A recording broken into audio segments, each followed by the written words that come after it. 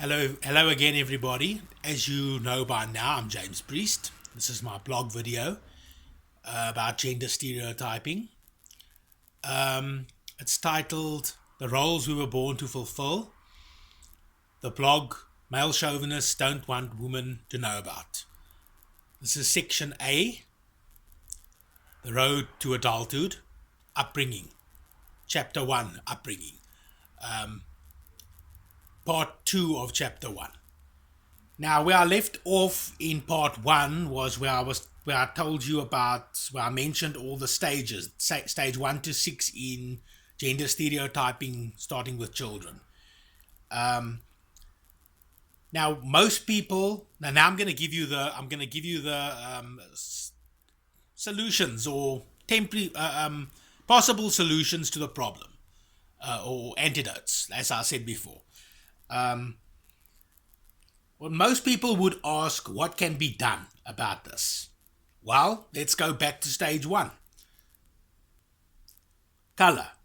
On an episode of the Steve Harvey Show, the sitcom, Cedric the Entertainer admitted that the color pink would confuse or influence a boy child's mind in a nursery.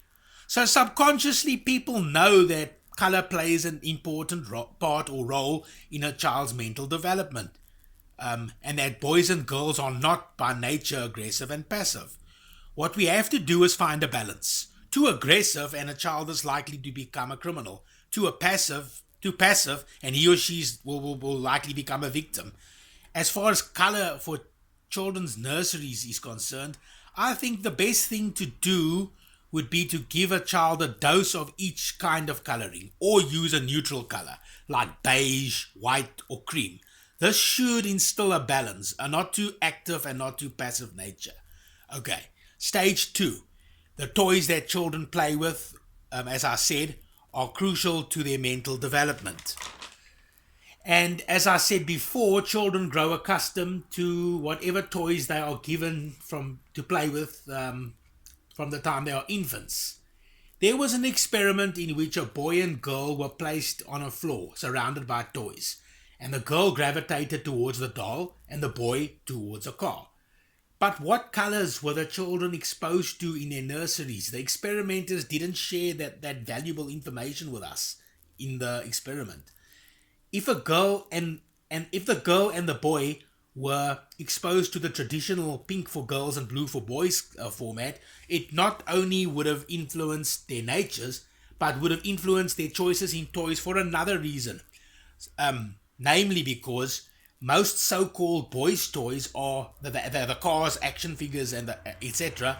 are the bright colors, and most so-called girls' toys, the dolls and the tea sets, etc., are the pastel colors. So that's a given.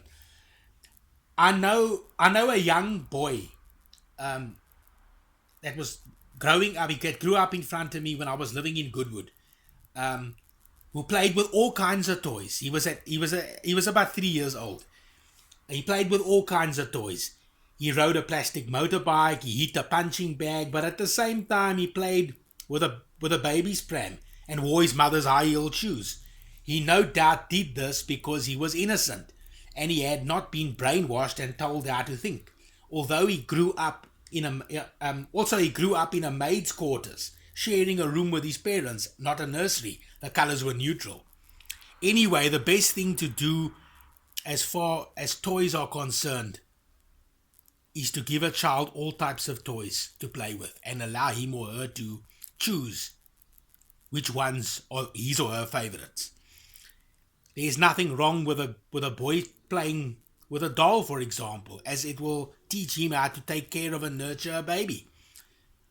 One day when he's married, he can help his wife look after their children. Equally, there's nothing wrong with a girl playing with an action figure, as that kind of role model will teach her strength, courage, and self-esteem. And there are many female superheroes admired by children the world over. But I will get back to that later in the blog in detail. In the popular film Kindergarten Cop, starring Arnold Schwarzenegger, A concerned mother comes to Mr. Kimball, the kindergarten teacher, played by Schwarzenegger, and tells him that she caught her son playing with dolls.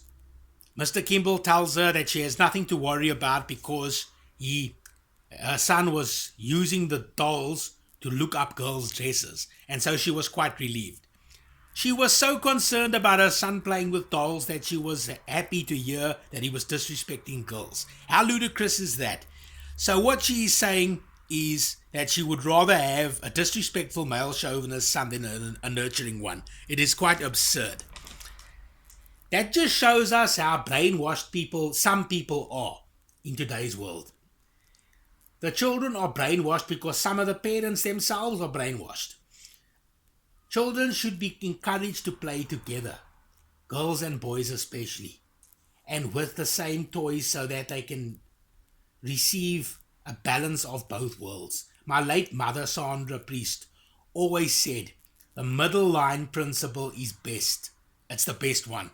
Not too much of one thing and not too much of something else, but or too little for that matter. Just a balance of everything. In any case, some of the games girls and boys play are similar. Boys play in a fort, girls play house. They all play hide and seek.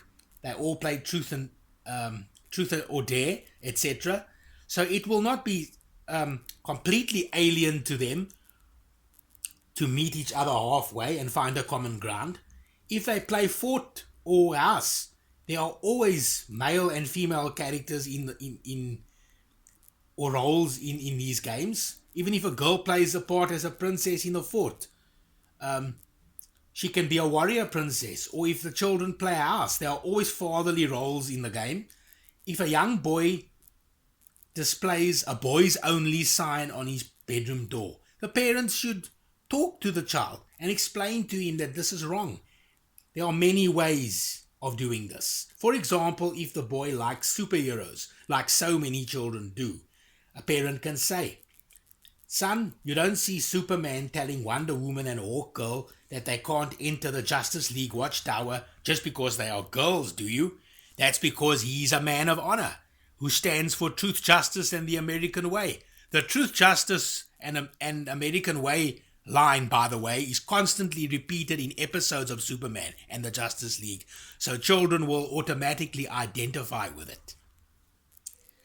I remember when I was a child, we all played together irrespective of genders. Or gender, the correct word. My brother Sean collected Tutti Frutti Trolls at one stage, something that most girls collected. And there was nothing effeminate about him. And my one neighbor that stayed across the road from us, who after when he grew up turned out to be gay, but as a child he collected both My Little Ponies and also He-Man, of the Masters of the Universe. And he also participated in rugby at school, and he took up karate. So we were well balanced. My brother and I collected all kinds of toys. Stage 3. Both girls and boys should be taught how to defend themselves and strengthened accordingly. Also to respect each other as well as themselves. Martial arts training would do both girls and boys a world of good. It will empower them to protect themselves and at the same time teach them to the responsibility and discipline to know when to fight and when not to. It is also important to give a girl child and boy child an equal amount of love, so that in turn to the girl developing self-defense skills and self-esteem, the boy will develop a soft side to his personality. There was a magazine article many years ago. It was titled, "Raise Them Like Girls and They Will Grow Up to Be Men." It was a good article, but this, in my opinion, is a little bit one-sided because it just focused on the girls. I mean, on the boys. It didn't focus on the girls. And if you have listened this far, you'll know why. There was another article in the early 2000s which compared Barbie to Superman and highlighted and emphasized what I've been saying in this chapter so far. But I'm not going to dwell on that just yet. Stage 4. Both girls and boys should be taught that it is okay to cry if one is hurt or happy in some cases. It is human to cry. It's a natural phenomenon. It does not make one any less of a man. They should also be taught that becoming physical to defend one's life or honor does not make a girl any less of a lady, or a boy any less of a gentleman for that matter.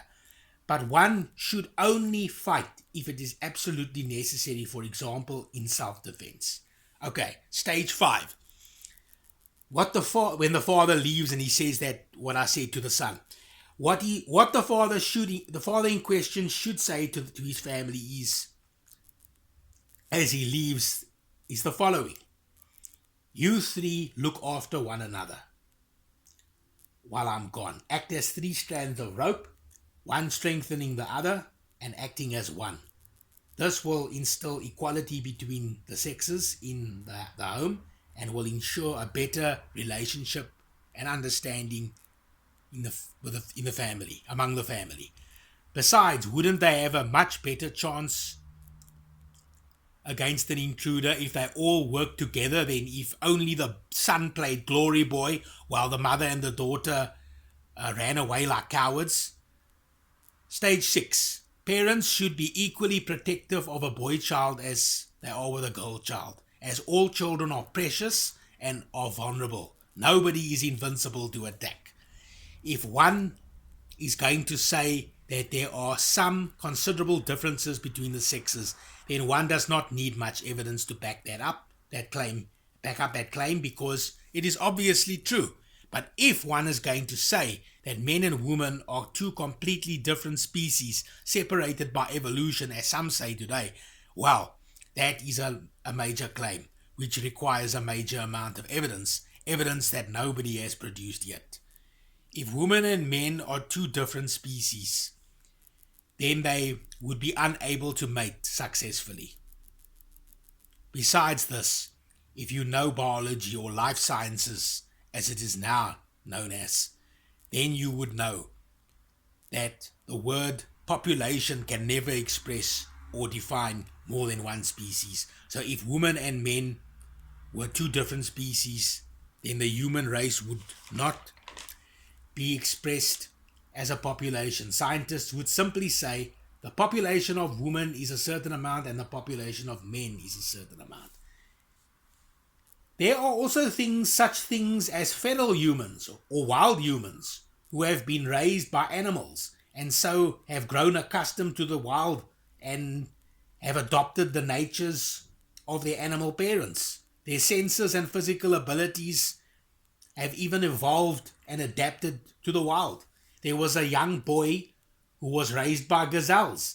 He had learned to run as swiftly as these animals and was caught with great difficulty. There was also a wolf child in Hesse, found in 1344, running on all 4s. He had been living with wolves. There was a bear child in Westphalia in 1661. He was fond of cabbages, refused to wear clothes, and seems to have avoided city life. There was a sheep child in Ireland in 1672 who was impervious to the cold and fond of hay. There was a calf child in Hamburg in 1680 who liked to fight big dogs, but achieved a much higher a higher level of mentality than he had upon discovery. The second bear child, which was discovered in Westphalia in 1694, learned to stand erect and to speak. There was even a case of Kamala and Amala, 2 little girls aged 3 and 6 who had been raised by wolves and who had behaved just as the animals did. They were found in an abandoned termite mound in India. This proves that it is nurture, not nature, that determines how a child will grow out. People just make all kinds of wild insinuations without doing proper research. I always say, ask questions. Don't just believe everything you hear. This is where science fails. If science doesn't get the facts on the table more openly and more aggressively, then we will have people believing this nonsense for ages to come. To quote Professor George Claassen of Skeptic SA, Stellenbosch University. Of course, when Professor Claassen made the statement, he was actually referring to religion. But I think it's important to bring that statement in here because, after all, religion and gender stereotyping go hand in hand. A boy can play with a doll, a girl can play with a weapon. We all have aspects of the warrior and the nurturer within us. Nikki Bush, a parental expert.